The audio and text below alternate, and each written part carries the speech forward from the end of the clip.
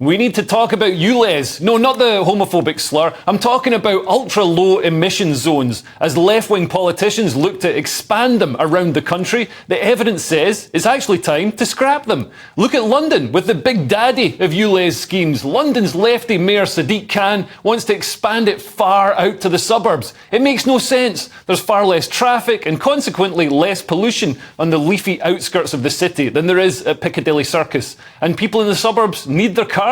Everything's farther apart, there isn't a dense network of public transport links, and people out in the sticks have families they need to shepherd around.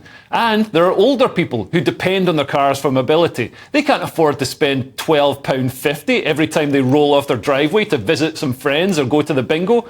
We can all see that it's nothing to do with air quality. It's a blatant cash grab to fill the massive £1.6 billion hole in the mayor's transport budget, thanks to lockdown, which he was a fan of. It's a financial disaster of his own making, but it's ordinary people who will have to pay for it. But what's interesting is that even the original ULEZ in the centre of London is based on dodgy science. I always thought it made sense, as congestion and air quality is bad in the heart of the capital. But this week, the Telegraph revealed the disturbing news that the scientists paid by the mayor's office to find evidence of ULEZ's success had in fact found that it barely made a difference to air quality. So the mayor's office had leaned on the scientists to make them revise the report. Imperial College's environmental research group has been paid more than £800,000 by Khan to evaluate ULEZ. That's a lot of money, and it turns out it buys the scientific results you want.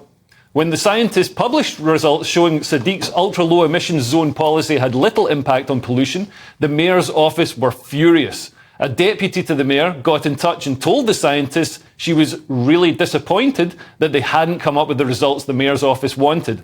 After some arm twisting, the scientists then issued a statement saying ULEZ had helped to dramatically reduce air pollution. The twist?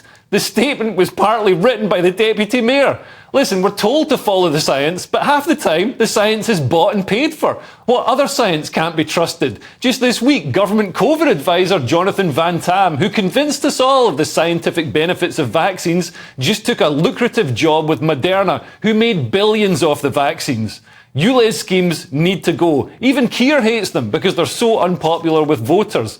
Labour's shock defeat in the Uxbridge by-election shows how unwanted they are. People have even been driven to break the law to tackle them, with the Blade Runner group sabotaging an estimated 300 ULEZ cameras.